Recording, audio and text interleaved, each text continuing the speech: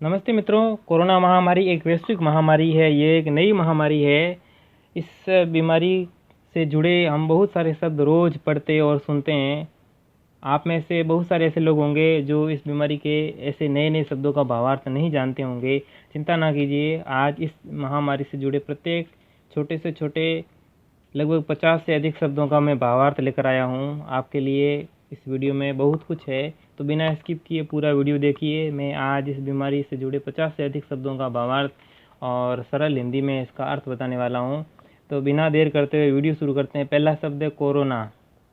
Corona का अर्थ होता है ताज या मुकुट। जब वैज्ञानिकों ने, डॉक्टरों ने जब इसे सूक्ष्मदर्शी में इसे देखा तो इस बीमारी की संरचना एक ताज के समान दिखाई दी, इसलिए इस बीमारी का नाम कोरोना रख दिया। दूसरा शब्द है वायरस। वायरस का मतलब होता है विषाणु। ये एक विषाणु है, एक विषाणु जनित बीमारी है, इसलिए इस बीमारी का नाम कोरोना वायरस यानी कोरोना विषाणु बीमारी रखा गया। तीसरा नाम शब्द है नोवल। नोवल का मतलब होता है नया। ये एक नया वायरस है, इसके जैसा वायरस आज से पहले नहीं देखा गया, इसलिए वैज्ञानिकों ने इसे नोवल कोरोना वायरस भी कहा है। चौथा शब्द है कोविड-19। कोविड का अर्थ होता है corona virus infection disease 2019। Hindi में कहें तो इसका मतलब होता है कोरोना विषाणु संक्रामक रोग।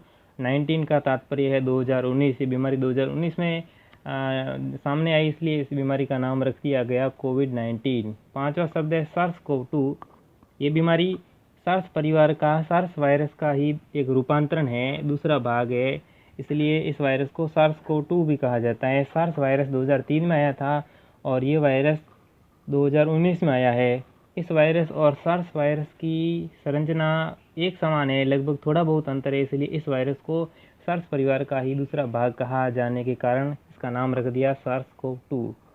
छठा शब्द है आउटब्रेक। आउटब्रेक का मतलब होता है शुरुआत या जन्म लेना। ये बीमारी चीन के वुहान शहर से निकली, इसलिए इसको कहा गया आउटब्रेक।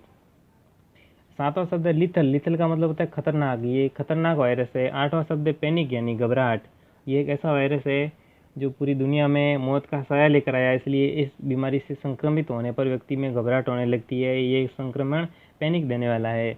नवा शब्द एपिडेमिक यानी एक सीमित क्षेत्र में फैलना। 10वां शब्द है पेंडेमिक यानी पूरी दुनिया में फैलना। कोरोना वायरस एक पेंडेमिक वायरस है जो आज पूरी दुनिया में फैल चुका है। 11वां शब्द है रेपिडली, बहुत तेज़ी से फैलना।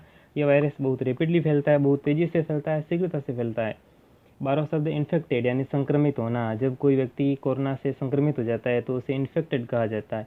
13वां शब्द है सिम्टम यानी जब ये कोरोना वायरस किसी व्यक्ति में हो जाता है तो उसके कुछ लक्षण हैं जो डॉक्टरों ने दिखाए हैं वो पैदा होते हैं, प्रकट होते हैं, तो उसे सिम्टम कहा जाता है। डॉक्टर भी उसके सिम्टम देखकर ही डिसाइड करते हैं कि इसको कोरोना हुआ है या नहीं। 14 शब्द है प्रिकॉशन। जब वायरस से व्यक्ति संक्रमित हो जाता है, इन्फेक्टेड हो जाता है, तो कुछ उपाय है जो सेफ्टी के उसे करने पड़ते हैं, उसे प्रिकॉशन कहा जाता है। 15वां शब्द है म्यूटेशन यानी परिवर्तन। धीरे धीरे एक से अनेक व्यक्तियों में वायरस फैलने से वायरस की संरचना में धीरे धीरे कुछ परिवर्तन, कुछ बदलाव होने लगता है, जिसे म्यूटेशन कहा जाता है। और आज पूरे संसार में इस बीमारी के 17 से ज़्यादा म्यूटेशन है जो सामने आए हैं, वैज्ञानिकों ने खोजे हैं। 16 शब्द स्ट्रेन यानी अंश, वंश या नस्ल। इस बीमारी के कई स्ट्रेन हैं जो इस बीमारी के अलग अलग देशों में, अलग अलग महाद्वीपों में आज सामने आ रहे हैं। तो सबसे पहला जो कोरोना वायरस वुहान में निकला, वुहान से इस वायरस का मूल जो स्ट्रेन है एल स्ट्रेन वो सामने आया है जो बहुत खतरनाक था। उस बीमारी से एस और अन्य कई प्रकार के स्ट्रेन हैं जो बहुत कम जो कम खतरनाक है, वो भी आज पूरे संसार में सामने आ रहे हैं। तो स्ट्रेन का मतलब होता है अंश, वंश या नस्ल। 17वां शब्द है मोर्टेलिटी रेट यानी मृत्यु दर। 18वां शब्द है इंक्यूबेशन पीरियड यानी जब व्यक्ति कोरोना से संक्रमित हो जाता है तो उसमें लक्षण दिखने में लगने वाला समय इंक्यूबेशन पीरियड कहा जाता है।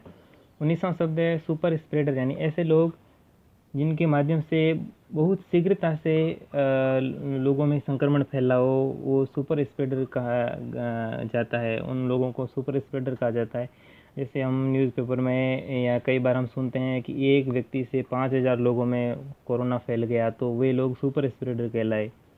20वां शब्द है कम्युनिटी स्प्रेड यानी जब वायरस जन समूह में फैल जाता है तो उसे कम्युनिटी स्प्रेड कहा जाता है। 21वां आइसोलेशन यानी जब व्यक्ति में कोरोना के लक्षण दिखाई देने लगते हैं, वो कोरोना पॉजिटिव आ जाता है तो उसे अन्य लोगों से अलग रखा जाता है, उसे आइसोलेशन कहा जाता है।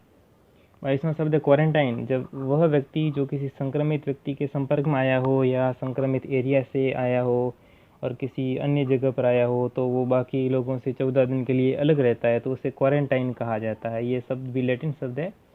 23वां शब्द है सोशल डिस्टेंसिंग, यानी सामाजिक दूरी रखना, लोगों से घुलना मिलना नहीं, 2 मीटर की दूरी बनाए रखना और सोशल डिस्टेंसिंग कहलाता है।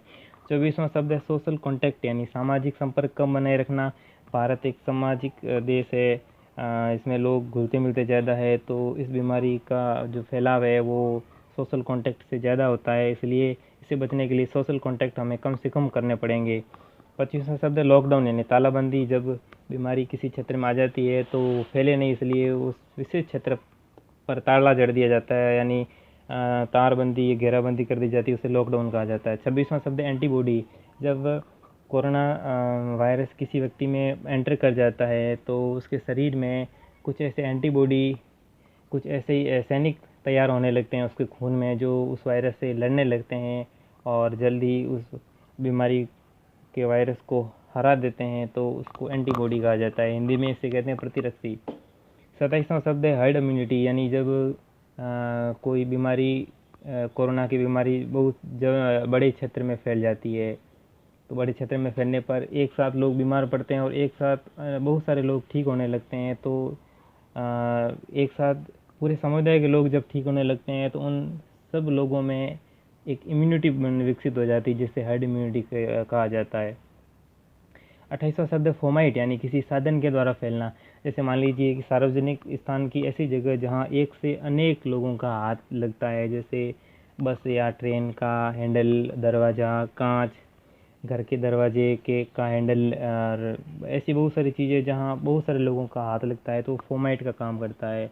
जहाँ अनेक सारे लोग आते हैं, हाथ लगाते हैं और उससे वायरस है वो बहुत तेज़ी से फैलता है, तो ऐसे सार्वजनिक स्थानों वाली जगह पर हमें हाथ नहीं लगाना चाहिए, क्योंकि वो फोमाइट का काम करते हैं।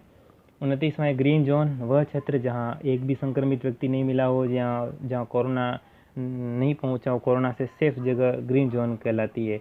30वां शब्द है येलो जोन, यानी वह क्षेत्र जहाँ कोरोना संक्रमित के मरीज तो मिले हैं लेकिन बहुत थोड़े मिले, वो येलो जोन कहलाता है। 31वां है रेड जोन, यानी वह क्षेत्र जहाँ एक साथ बहुत सारे लोग संक्रमित पाए गए या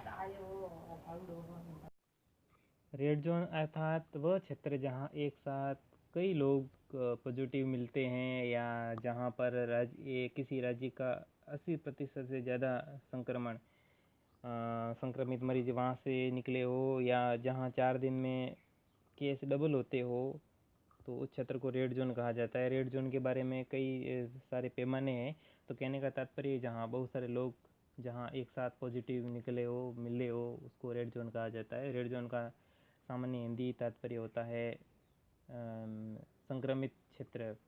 32वां है कंटेनमेंट जोन, यानी संक्रमित व्यक्ति के चारों ओर की 400 मीटर से लेकर 1 किलोमीटर की परिधि कंटेनमेंट जोन कहलाती है। यानी कंटेनमेंट जोन का भावार्थ ये भी होता है कि जब किसी क्षेत्र में बहुत सारे लोग एक साथ, कई सारे लोग जहाँ पॉजिटिव मिलते हैं, उसको भी कंटेनमेंट जोन कहते हैं। 33वां है बफर जोन, ऐसा क्षेत्र जहाँ मरीजों की संख्या कभी तो ज़्यादा आती है कभी कम आती है, तो उसे बफर जोन क्या कहा जाता है। 34वां है एंडेमिक, यानी किसी खास जगह में संक्रमण का फैलना एंडेमिक कहलाता है। 35वां है थर्मल स्कैनिंग, एयरपोर्ट पे, रेलवे स्टेशन पे या सार्वजनिक स्थानों पर एक किसी गर्मी मापने वाले यंत्र के द्वारा किसी व्यक्ति का तापमान मापा जाता है, उसे थर्मल स्कैनिंग कहा जाता है। 36वां है इंफ्रारेड थर्मामीटर, ये भी थर्मल स्कैनिंग के जैसा ही है, या यूँ कहो थर्मल स्कैनर का एक दूसरा नाम है। ये भी एक ऐसा यंत्र होता है जो शरीर के तापमान को मापता है। 37वां शब्द है फॉगिंग मशीन, सार्वजनिक जगहों पे या विद्यालयों में एक ऐसी मशीन होती है जिसमें केमिकल डाल के उसमें से भाप निकलती है, जिस फॉग निकलती है, और उस फॉग से शरीर को डिसइंफेक्टेड किया जाता है, उसे फॉगिंग मशीन कहा जाता है। 38वां है सैनिटाइजेशन, यानी संवेदीकरण करना। जब व्यक्ति अपने घर में प्रवेश करता है या घर से बाहर जाता है तो कुछ केमिकल डालकर अपने शरीर को संवेदीकरण करता है, यानी कीटाणु रहित करता है, वायरस रहित करता है, उसे सैनिटाइजेशन कहा जाता है। 39वां है डिसइंफेक्टेड, यानी कीटाणु रहित करना, कुछ ऐसे केमिकल डाल के हैंड वॉश के द्वारा या सैनिटाइज़र के द्वारा या कुछ स्प्रे के द्वारा, केमिकल के द्वारा अपने शरीर को या अपने शरीर के भागों को कीटाणु रहित करना डिसइंफेक्टेड कहा जाता है। 40वां है सैनिटाइजर। इसका हिंदी अर्थ होता है प्रक्षालक या साफ सुथरा बनाना। सैनिटाइजर से तो हम सभी लोग परिचित ही है। बाज़ार में आज बहुत सारे सैनिटाइज़र आ गए हैं जिसके द्वारा हम अपने हाथों को कीटाणु रहित कर सकते हैं। 41वां है सैनिटाइजेशन टनल या चैम्बर। एक ऐसा कमरा होता है जिसमें लिक्विड भरा रहता है और उस चैम्बर में जाने पर स्विच ऑन करने पर वो केमिकल हमारे शरीर पर गिरने लगता है और हमारा शरीर है वो कीटाणु रहित होने लगता है। 42वां है सैनिटाइजेशन स्प्रे।